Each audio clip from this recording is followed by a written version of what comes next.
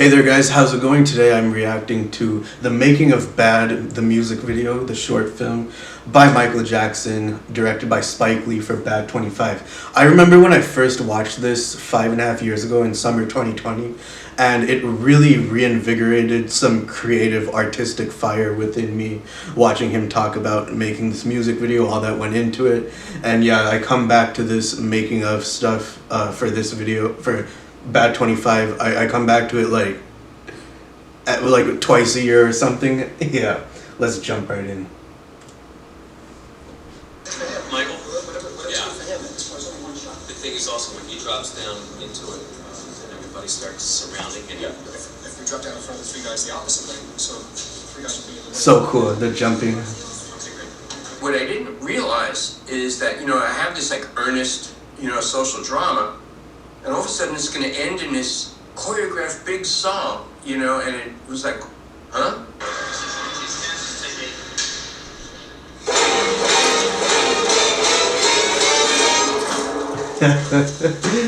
Larger than life.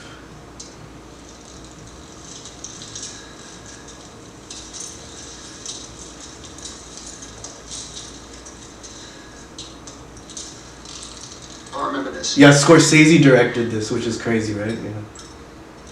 Now the thing is, this is pretty much the, no, you gonna do dances to death, I think you said. What you gonna dances to death? You gotta be kidding me.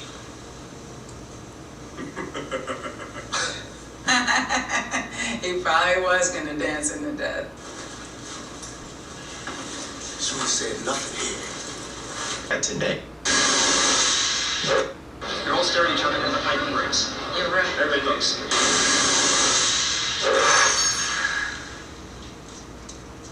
So what's up? Yeah, the rehearsal footage.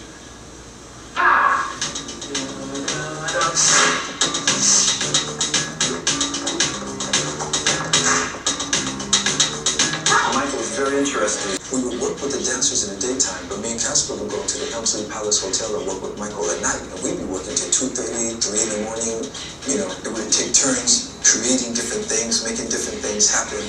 And then he'd get in there and he'd do his thing. I'd do my thing. And we would take turns doing that. But it wasn't like a dance off, like competing against each other, but like pushing each other, inspiring each other, and pushing each other to the next limit. So at first it was myself and Casper and Michael only. Then after I got a hold of Greg Berg, and Greg Berg started coming over to rehearsals with us as well. And we were just gelling, just coming up with ideas. There was nothing constructed yet. I know people made a lot of what's a showmon? Showmon! Showmon is basically his hat nod to Mavis Staples. He could have went So with James cool. Brown and been like, look at here, or Marvin Gaye. I love the fact that he played that homage to one of the under-championed soul singers of her day. Michael has this scooting move where he's scooting forward. That's a Michael signature step. I said, Michael, that has never been done in a group before. Could you imagine if all of us were scooting across the camera like that? So now it's looking like a train, just Yeah. of us doing this. And it worked out beautifully. So good. He took what was formatted as a choreography and he learned it to the point where he could break out of it when he wanted to and get right back into it without skipping a beat. And Michael would just spin and snap out of it and grab himself. We never knew any of this was going to happen. And that goes to show you his genius. In one movement, I have been lifting the leg up with that feeling of wanting to fly, like we all want to do, we want to fly. And the next movement, Yeah. it's just anger. The next movement's tenderness. The crane down and No ceiling. I mean, the ceiling was low. Who's It does that? come back at the end to a reality in which they split. And of course, it's all summed up, which is an interesting idea that Jackson came up with, was to do what he calls a breakdown. Yeah. A breakdown, which turned out to be pretty much of a tradition of a preacher giving a sermon. And we did that 3 cameras live.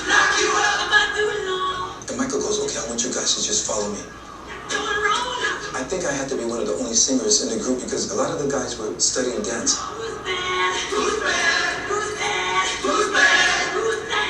Oh my God. It was church, it was James Amazing. Brown. If any place reaffirmed him, or if he was trying to reaffirm to people who he was and where his roots were, and the soulfulness that he has, and frankly the blackness that he was, it's those last 30 seconds.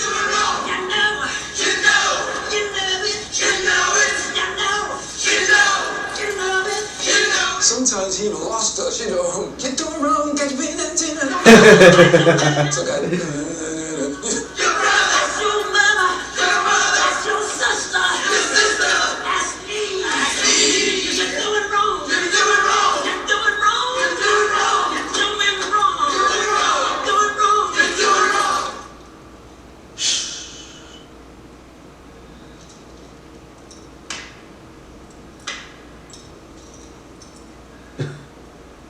and this is something that he envisioned and he was feeling, and then finally got to the end of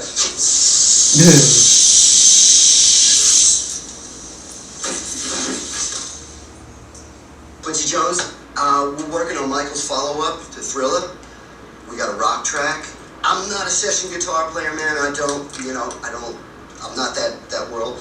So I said to Quincy, I said, the only thing I ask is that, Michael be in the studio and we work together. He said, of course he'll be in the studio. It's his fucking record, man. He's gonna be in the studio.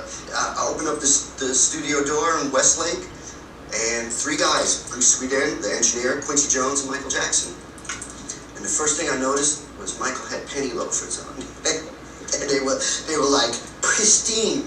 And I was like, I'll be alright, he's wearing penny loafers. This is the actual guitar that I recorded Dirty Diana with. By and large, I'd say this probably been in the case. Maybe it's only been opened one time. I don't really play this kind of guitar that much. The backing track was about 8 minutes long. And as the track's playing down, Michael's like right here and he's going,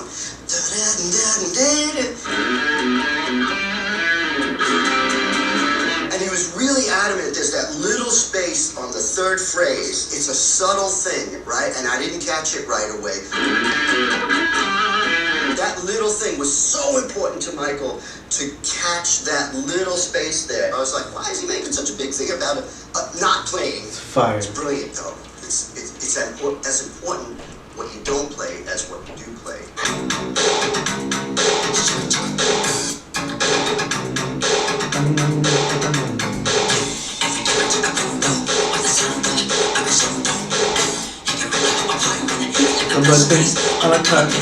Both Smooth Criminal and Bad are so underrated. They do get a lot of appreciation, but some of the best music videos ever.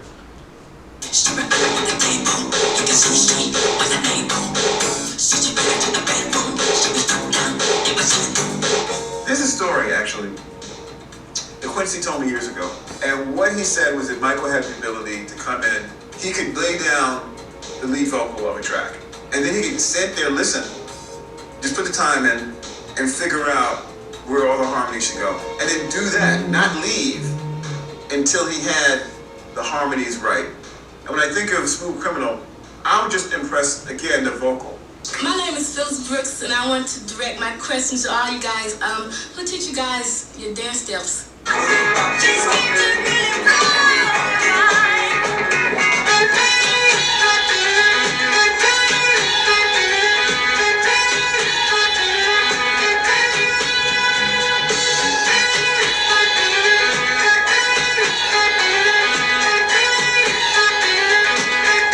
there's one guy I saw on the show, Don Campbell. He changed my life.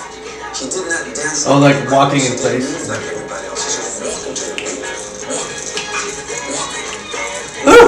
Jump up, stop, stick out his own hand, give himself 5. Push his shoulders, point it.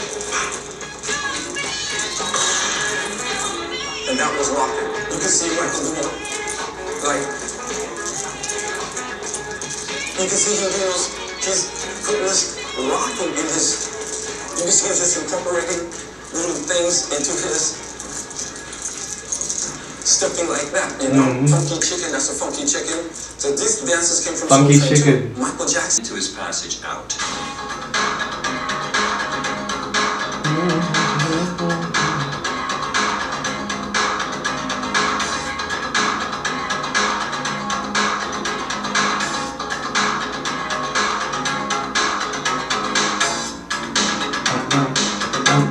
Based on Bugs Bunny. There were a couple places where I said, okay, you know, Jeffrey, why don't you do this? When he comes around the pool table, I'd love you to do something here and make this work over here.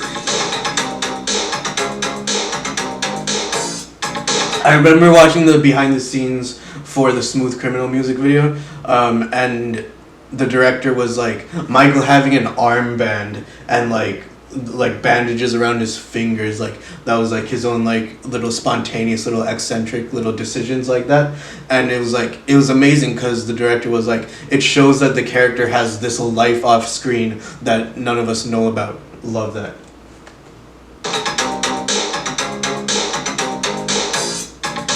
I got this from a Bugs Bunny cartoon. These gangsters have, and they're all bouncing like this. I was just trying to capture that kind of animated thing. Okay, here we go. Same thing. Boom, boom, boom, boom. And again, right after the head, I think it's the hand. But it was boom, boom, boom, boom, boom. Bang, bang, bang, boom. Here we have one more clip of him explaining how he makes a song.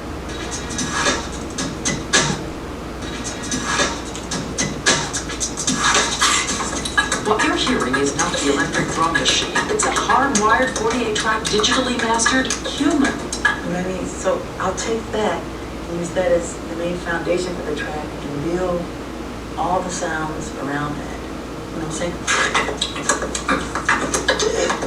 Michael wrote 3 songs on the Off the Wall album, Don't Stop Till You Get Enough, Working Day and Night, and Get on the Floor. He wanted the freedom to develop as an artist, and writing these 3 songs was very important to him.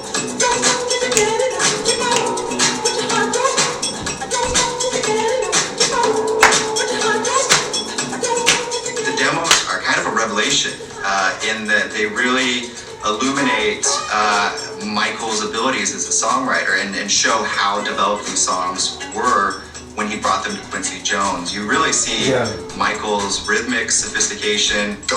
He had him and his sister, him and his brothers, little kids, just hitting things like bottles, Coke bottles, to make those instrumental sounds. Amazing.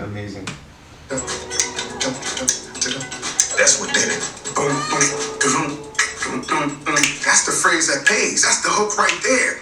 Michael ain't got to say a word yet. They can play that bass line and they can run it non-stop.